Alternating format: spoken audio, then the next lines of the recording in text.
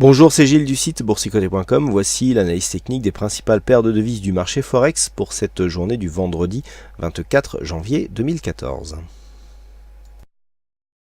Nous commençons tout de suite avec la paire de devises euro-dollar qui confirme son retournement. Hier, nous étions dans l'attente ici d'une cassure des 1,37.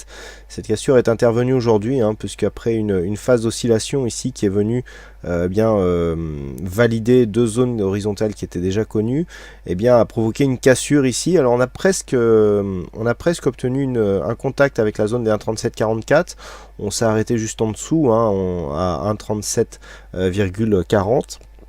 Avant de redescendre, donc provoquer une fausse sortie, un faux signal de cassure.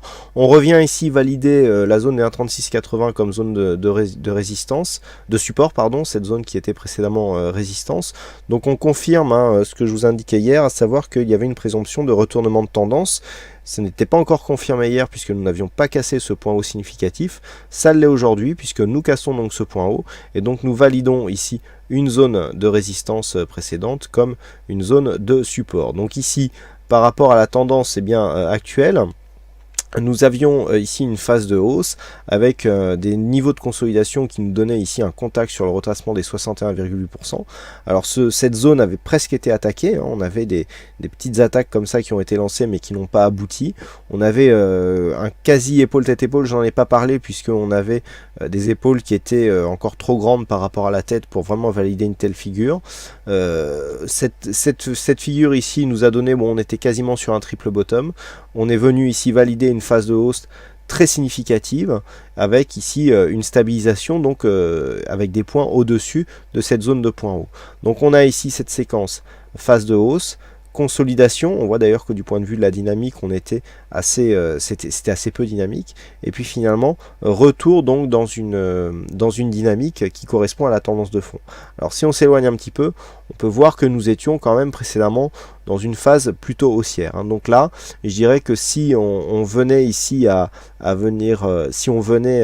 tester ici cette zone, ça ne serait qu'un signal de continuité, et donc ce sera cette zone ici qu'il faudra surveiller pour valider une continuité de la tendance. Cette zone qui se situe à 1,3833 et donc le plus haut de la séance pour l'instant, enfin le plus haut de la tendance pour l'instant, se situe à 1,3894. Donc pour l'instant, les cours sont ici sur une grosse dynamique haussière. On a eu ici un mouvement très, très violent, émaillé de phases d'exagération temporaire. Retour ici a été fait dans la nuit. On a cru à un deuxième rebond ici dans la journée.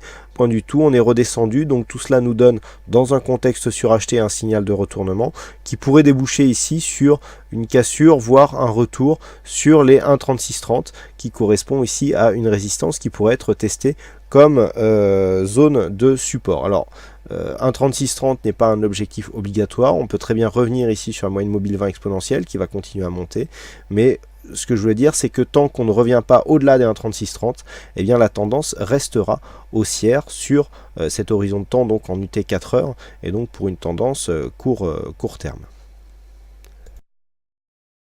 Sur le câble, nous avons une période assez volatile puisqu'après la forte phase de hausse que nous avons connue ces derniers jours, le câble repère ici toute l'avance qu'il avait pris. On était monté d'une manière assez dynamique avec des contacts ici sur la moyenne mobile 20 exponentielle qui avait bien impulsé le mouvement ici. Un contact sur 1,6660 avant de redescendre ici sur les 1,65. Donc on perd 160 pips dans la journée, c'est assez important sur le câble, et donc cela montre que nous sommes dans une phase de retournement. On passe directement d'une phase de contact avec la bande de Bollinger supérieure vers une phase ici d'exagération très rapide, vraiment un mouvement assez ample qui devrait donner lieu ici à un rebond technique. Ce rebond technique pourrait avoir comme objectif ici cette résistance des 1,6518. Pour l'instant, on est en train ici de se stabiliser. Mais attention, nous sommes ici dans une phase de retournement. Alors tant qu'on reste ici dans cette zone entre 1,6440 et 1,6520, il est possible d'avoir ici une phase de stabilisation. Un retour donc sur les 1,6440 suivi d'une cassure pourrait nous donner une zone de retournement, puisque nous avons ici sur cette phase une phase de stabilisation ici sous cette résistance majeure, phase de cassure. Tant que l'on revient ici bon, ça fait une grosse amplitude. Tant que l'on revient ici, mais que l'on reste au-dessus de cette zone, il n'y a rien de grave. Par contre, si l'on recasse ici, on perd le bénéfice de cette dynamique pour orienter une tendance de fond. Donc, à surveiller ici cette zone 1,6440, 1,6520, si on repasse au-dessus, il est possible d'avoir une continuité de tendance, mais avec une moindre dynamique ici par rapport à ce que nous avons eu précédemment.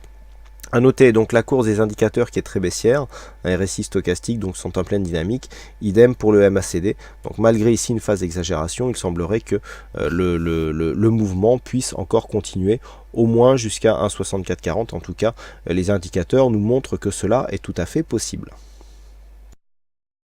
Sur le dollar yen, nous avons une continuité du mouvement entamé la veille avec l'enfoncement ici de cette zone des 103,34. On a validé un rebond technique donc pour sortir de cette phase d'exagération avant de marquer une phase de continuité. Donc on vient ici casser un précédent support sur cette phase. On va enlever voilà cette ligne et donc pour se diriger vers les 101,80. Donc du point de vue de la tendance, alors c'est assez intéressant puisque je vous avais dit lorsque nous étions sur cette phase qu'il était peu probable que l'on vienne retester ici le bas de cette zone de support baissière puisque nous sommes toujours potentiellement dans une phase de biseau d'exagération orientée à la baisse. Le fait de venir ici d'une manière assez dynamique vers cette zone, eh bien, nous montre que nous sommes potentiellement ici dans une possibilité de revenir marquer un troisième contact, quatrième même. Donc c'est assez impressionnant, hein, puisque de fait un biseau d'élargissement, plus on avance dans la figure, plus l'amplitude s'élargit. Donc effectivement, il semble peu probable, vu l'amplitude que cela prenait, que l'on vienne, mais on voit bien ici que le rapprochement est assez intéressant. Alors, si on regarde par rapport à cette phase d'élargissement, et si donc on mesure avec les retracements de Fibonacci, eh bien nous avons possibilité ici d'avoir quelque chose, voilà, qui ressemble à ça.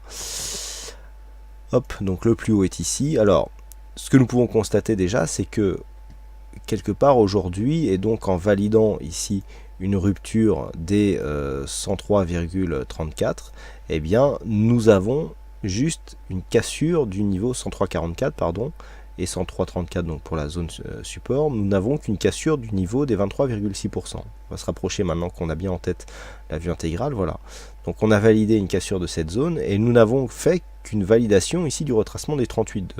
Donc encore une fois, on voit que les retracements de Fibonacci nous donnent des zones techniques assez intéressantes, puisque sur cette cassure, le rebond technique ici s'effectue sur le niveau des 23,6.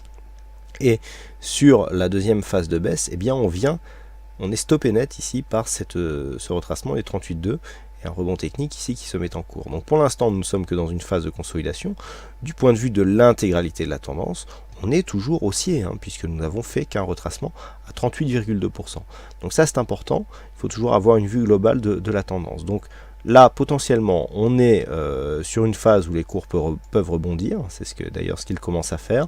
Si nous avons ici une cassure du 38,2, alors il y aura affaiblissement donc de la tendance haussière, et surtout possibilité d'avoir un objectif ici sur cette zone de support baissière, qui est quand même très dynamique et qui va quand même s'éloigner assez rapidement. Donc si contact il y a, eh bien ça serait au terme d'une troisième jambe de baisse. Ici on a la première jambe là, deuxième jambe là, et il faudrait que cette baisse arrive rapidement et d'une manière très dynamique. Donc c'est pas encore fait.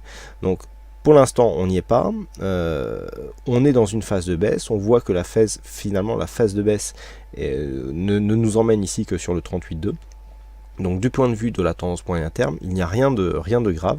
Si les cours rebondissent sur cette zone, eh bien il est possible d'avoir un rebond et donc une sortie qui s'en suivrait, donc qui serait signalée donc par une cassure de cette résistance, cassure qui a bien été attaquée, hein. Personnellement j'ai cru à une cassure ici sur cette phase, mais après on a réintégré. Mais au prochain essai ici, et suite à un contact avec les 38,2, eh bien il est tout à fait possible que l'on revienne ici au contact de cette résistance. Donc à surveiller ici ce retracement des 38,2 à 102,19 yens pour $1. Voilà ce que nous pouvons dire donc sur cette analyse technique des principales paires de devises du marché Forex. Il ne me reste plus qu'à vous souhaiter à toutes et à tous une bonne soirée, bonne chance dans vos prochains trades et bon week-end. On se retrouve donc dès la semaine prochaine pour d'autres analyses techniques en vidéo. À bientôt.